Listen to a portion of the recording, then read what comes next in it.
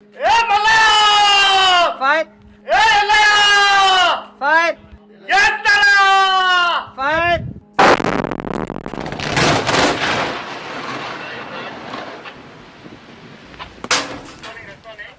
తెలంగాణ కీర్తి కిరీటంలో ఇంద్రనీలమణి సింగరేణి.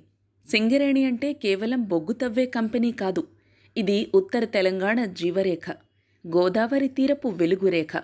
లక్షలాది తెలంగాణ ప్రజల బతుకు చిత్రం సింగరేణి. ఒక చేతిలో దీపం, మరో చేతిలో పలుగు, నెత్తిన తట్టా పట్టుకుని బావిలోకి నడిచి దిగే రోజు నుంచి మెషిన్లతో బొగ్గు తవ్వే ఆటోమేటిక్ వ్యవస్థ వరకు సింగరేణి ఎంతో మారింది. కార్మికుల శారీరక శ్రమకు కాస్త ఉపశమనమూ దొరికింది. అప్పట్లో బొగ్గు ఎలా తవ్వేవారో కథలు కథలుగా చెబుతారు. ఇదంతా గతం. ఇప్పుడు సింగరేణి ఫుల్లీ మెకనైజ్ అయింది. అదెలాగో తెలుసుకోవడానికి ఒకసారి బొగ్గు బావిలోకి వెళదామా?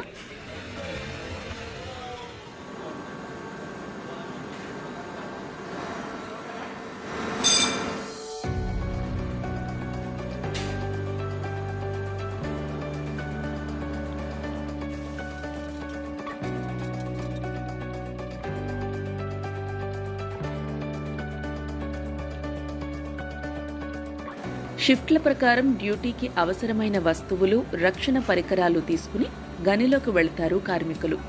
కొన్ని గనుల్లోకి లిఫ్ట్లో, కొన్నింటిలోకి ఇలా రోప్ దారిలో, మరికొన్నింటిలోకి ఈ చిట్టి రైల్లో వెళ్ళాలి.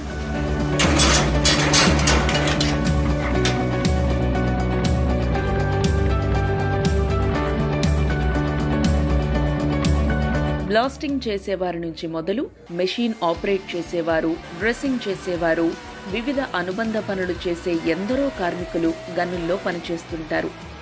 వారిపై పర్యవేక్షణ సిబ్బంది గనుల్లో ఉంటారు. ఇది మామూలుగా కోల్లాగానే ఉంటే ఏమవుతుందంటే ఆక్సిడేషన్ ఎక్కువ అవుతుంది. అదే డోలమైట్ పౌడర్ మనం అది చేసినట్టయితే సో ఇది ఇమ్మీడియట్ గా ఆక్సిడేషన్ కాకుండా ఇది పనిచేస్తుంది. ఆక్సిడేషన్ అయితే ఏమవుతుంది? ఆక్సిడేషన్ అయితే స్పాంటనియస్ హీటింగ్ అయ్యి ఇన్సిపియంట్ హీటింగ్ లాగా టోటల్ ఫైర్ అయ్యే అవకాశం ఉంటుంది. ఏదో బోర్వెల్ మెషిన్ లాగా ఉంది, ఏం జరుగుతుంది ఇక్కడ? పైకప్పు కూలిపోకుండా ఆ లేయర్స్ అలాగే ఉండడం కోసము సపోర్టింగ్ విధానం చేయడం కోసం ఆ లోతు వరకు అది హోల్ కోసి రూఫ్ పడకుండా ఉండడానికి. ఉండడం. ఇప్పుడు ఆల్రెడీ ఇది ఇక్కడ ఉన్నాయి కదా, మళ్ళీ కొత్తగా ఎందుకు చేస్తున్నారు? ఎందుకంటే ఇది పాతగా వేసినప్పుడు చాలా సంవత్సరాల కింద నడిచిన గులాయి కాబట్టి మళ్ళీ ఇప్పుడు అది డెవలప్మెంట్ అప్పుడు చేస్తుంది. ఇప్పుడు మళ్ళీ డీపిల్లరింగ్ ఇదే ప్యానెల్ లో స్టార్ట్ చేస్తున్నాం కాబట్టి ఆ లోడ్ అనేది ఇది బేర్ చేయడానికి అవకాశం. సెకండ్ టైం మళ్ళీ ఎక్కువ స్ట్రెంత్ అవ్వడానికి. సింగరేణిలో బొగ్గు తవ్వటానికి ముందు బ్లాస్టింగ్ చేస్తారు. అప్పుడే బొగ్గు పొరలు తవ్వేందుకు వీలుగా కుప్పగా పడతాయి. అండర్గ్రౌండ్లో బ్లాస్టింగ్ ఎంతో జాగ్రత్తగా చెయ్యాలి. ఫస్ట్ బావి డ్రెస్సింగ్ చేసుకుంటాం. డ్రెస్సింగ్ అంటే ఎక్కడన్నా పిల్లలు కూలేసి దాన్ని పడగొడతాం, ఇట్లా తవ్వుతా ఉంటాం. తర్వాత సైడ్ చూసుకుంటాం, టాప్ చూసుకుంటాం, ఇది కొట్టి చూస్తూ ఉంటాం. అంటే దీని సౌండ్ బట్టి మేము చెప్పగలుగుతాం. మాకు ఆ అనుభవం ఉంది, మాకు ఆ ఎక్స్పీరియన్స్ ఉంది. అది టంగ్ టంగ్ అని వస్తే గట్టిగా ఉన్నది, ఏమి కాదు, పని చేసుకోవచ్చు అనే నిర్ధారణ. దుప్పు అని వస్తుంది, దానివల్ల అది ఇడిచి ఉన్నది, ప్రమాదం ఉన్నది, దాని కిందికి పోవద్దు, అక్కడ వర్క్ చేయొద్దు. ఒకే ఉన్నది అనుకున్నప్పుడు దాన్ని ప్యాకింగ్ చేసి మందు గుండు పెట్టి ప్యాకింగ్ చేసి అందరూ బయటికి తీసుకొస్తాం. ఆవాజ్ చేస్తాం. ఎందుకంటే అందరూ వినాలి. అందరిని నలుగురిని పిలిచి నలుగురు ఓకే అయిన తర్వాతనే బ్లాస్ట్ చేస్తాం.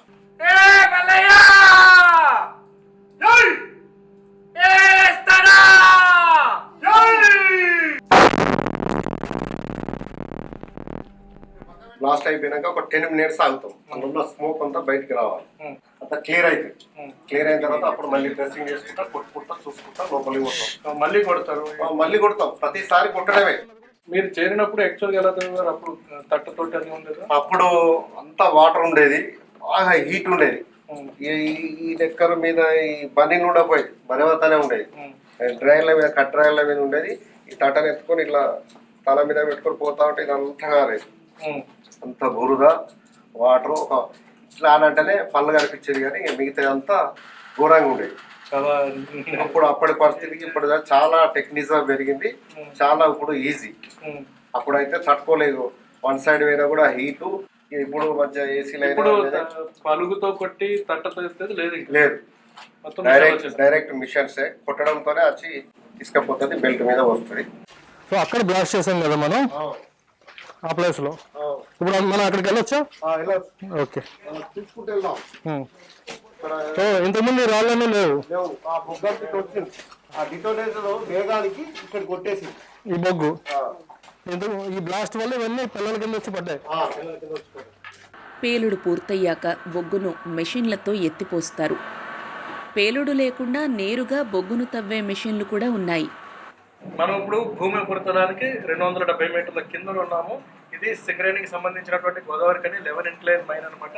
అదొక సింబాలిక్ గెస్చర్ అనమాట. సింగరేణి అప్లై అనగానే ఎత్త మీద తట్ట చేతిలో ఒక పారా పెడితే అదొక ఫోజ్ ఉండేది. ఇప్పుడు మొత్తం సీన్ రివర్స్ అయిపోయింది. ఎక్కడ చూసినా మెషిన్లు, ఆపరేటర్లు, యూనిఫామ్, రిమోట్లు, కరెంటు అయ్యే కనిపిస్తున్నాయి అనమాట. సో సింగరేణిలో ఏం జరుగుతుంది, ఈ మెకనైజేషన్ ప్రాసెస్ ఎలా ఉందో తెలుసుకునే ప్రయత్నం చేద్దాం. బొగ్గు ఎలా తవ్వుతున్నారు అంటే ఏ మిషన్లో తవ్వుతున్నాయి, ఆ మిషన్ ఎలా పనిచేస్తే బ్రీఫ్గా చెప్తాను.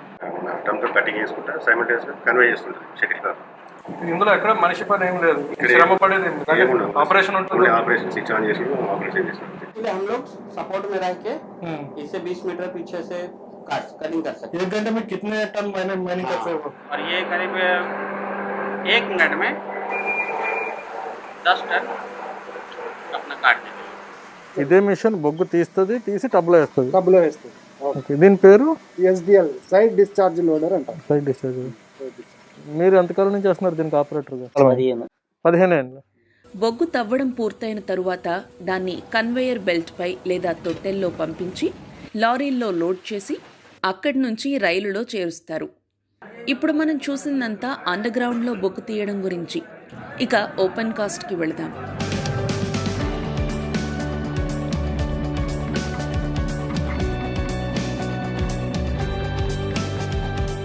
ఓపెన్ కాస్టుల్లో కూడా బొగ్గు తవ్వాలి అంటే బాంబులు పేల్చాల్సిందే. అదెలా చేస్తారో చూద్దామా? మనకు 40 హోల్స్ ఉన్నాయి ఇక్కడ. ఈ 40 హోల్స్ 40 డిఫరెంట్ టైమ్స్లో బ్లాస్ట్ కావాలి. అందుకే డిలే వాడతాం. మనము డిలే టీఎల్డీ వాడేసి బ్లాస్ట్ చేస్తాం.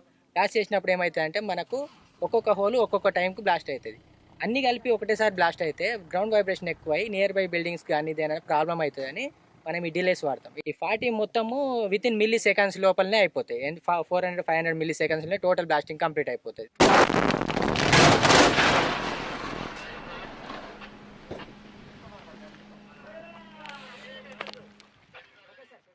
ఈ టైర్ చూసారా ఎంత పెద్దగా ఉందో? ఇప్పుడు నా చెయ్యి పెట్టాను, నా చెయ్యి కంటే హైట్ ఉంది. ఓన్లీ టైర్ ఎంత ఉందంటే ఈ మిషన్ ఎంత ఉందో చూడండి. ఇంతకీ ఇంత పెద్ద లారీలు ఎందుకు, ఇక్కడ మైనింగ్ ఎలా జరుగుతుంది, ఇవన్నీ కూడా ఇక్కడ ఆఫీసర్లను అడుగుదాం. ఓపెన్ కాస్ట్ మైనింగ్ అంటే ఎట్లా చేస్తారు, ఎట్లా తవ్వుతారు, ఏంటి? సింగరేణిలో ఓపెన్ కాస్ట్ అతిపెద్ద ఓపెన్ కాస్ట్. ఇది సుమారుగా ఒక 11% అవుట్పుట్ సింగరేణి అవుట్పుట్ని ఇక్కడ నుంచే ప్రొడ్యూస్ చేయడం. 11% అంటే మొత్తం కంపెనీ ఇచ్చే బొగ్గులో 11% ఇక్కడ నుంచి. ఎంత ఉంటుంది సార్ సైజ్? ఇది సైజు సుమారుగా ఒక 8 కిలోమీటర్ లెంగ్త్, డిప్ సైడ్ వచ్చేసరికి 1.5 కిలోమీటర్స్ ఉంటుంది. లోతు వచ్చేసి మ్యాక్సిమం 185 మీటర్స్ పైన. ఇప్పుడు మనం ఉన్న ప్లేస్ 150 మీటర్స్ డెప్త్ లో ఉన్నాం. భూమి కంటే 150 మీటర్స్ డెప్త్ లో ఉన్నాం. ఇది 53 టన్నులు 54 టన్నుల కోల్ తీసుకొని వెళ్తుంది. ఒకేసారి 54 టన్నులు. ఓకే. ఈ గ్రేడియంట్ నుంచి మీదకి ఎక్కాలి కాబట్టి చాలా హై కెపాసిటీ యూజ్ చేస్తాం. అందువల్ల ఇక్కడ మిషనరీ ప్రతిదీ కూడా కొంచెం కెపాసిటీ ఎక్కువ ఉంటుంది. ఇప్పుడు బొగ్గు గనిలోకి వెళ్ళి తవ్వేదానికి ఇలా ఓపెన్ కాస్ట్ లో తవ్వేదానికి ఏం తేడా వస్తుంది? బొగ్గు గనిలోకి వెళ్ళి తవ్వే దాంట్లో ఏంటంటే మనం అతి తక్కువ పర్సంటేజ్ అవైలబుల్ రిజర్వ్స్లో తక్కువ పర్సంటేజ్ తీసుకోగలం. దాంట్లో సేఫ్టీ రిస్క్స్ కూడా చాలా ఉంటాయి. ప్లస్ దానికి ఒక పర్టికులర్ ప్రాసెస్, ఒక పర్టికులర్ మెథడ్లోనే వెళ్ళాల్సి వస్తుంది. అది కొంచెం హైలీ కాస్ట్ ఇన్వెస్ట్మెంట్, అంటే మనం రిటర్న్స్ చాలా తక్కువ ఉంటాయి అక్కడ అండర్గ్రౌండ్ మైన్స్ అయితే. అదే ఓపెన్ కాస్ట్ అయినట్టయితే ఒకేసారి మనం మ్యాక్సిమం కోల్ అవైలబిలిటీ మొత్తం కూడా టోటల్గా ఏమాత్రం కూడా ఇడిచిపెట్టకుండా మొత్తం తీసుకోవడానికి ఆస్కారం ఉంటుంది. ఓపెన్ కాస్ట్ అంటే ఎలా తవ్వుతారు? ఉదాహరణకి నేను ఒక గొయ్యి తవ్వగానే అక్కడ మట్టి కనిపించింది, ఇలా చేత్తో తీస్తే మట్టి వచ్చేస్తుంది. సో బొగ్గు కూడా అలా డైరెక్ట్గా దొరికేస్తుందా, లేకపోతే దానికి ఏదైనా ప్రాసెస్ అట్లా ఏమైనా ఉంటుందా? ముందు దీనికి మనం డ్రిల్లింగ్ టోటల్గా ప్రాస్పెక్టింగ్ చేస్తామంట. అన్ని డ్రిల్స్ వేసేసి కోర్ అంతా మనం ఎక్స్ట్రాక్ట్ చేసి ఎంత డెప్త్లో ఏ కోల్ సీమ్స్ ఉన్నాయి, దాని క్వాలిటీ ఏంటి, ఇవన్నీ కూడా ముందు మనకి ప్రాస్పెక్టింగ్ డిపార్ట్మెంట్, మన జియాలజిస్టులు అంతా కూడా ఆ డేటా అంతా కలెక్షన్ చేసుకొని దీన్ని ఏ విధంగా మనం మైన్ డెవలప్మెంట్ చేయవచ్చు, ఏ విధంగా ఎంటర్ కావచ్చు, ప్లస్ బెంచెస్ హైట్ ఎంత, ఇవన్నీ కూడా మాకు ప్రాజెక్ట్ ప్లానింగ్ డిపార్ట్మెంట్ వాళ్ళు దాని గురించి ప్లానింగ్ చేయడం జరుగుతుంది. వన్స్ ఒక XYZ పొర లోతు వరకు తవ్విన తర్వాత అక్కడ బొగ్గు మొత్తం ఒకే చోట రాశిగా ఉంటుందా లేకపోతే పొరల కింద ఉంటుందా? పొరల కింద ఉంటుంది. ఇవన్నీ కూడా ఇది ఒక సీమ్ అనుకోండి. ఓకే, ఇది ఒక సీమ్ టోటల్గా. సీమ్ అంటే ఒక పొర అనుకోవచ్చు మా భాషలో. ఒక పొర అంటే ఒక్కొక్క పొర ఒక్కొక్క మందం ఉంటుంది.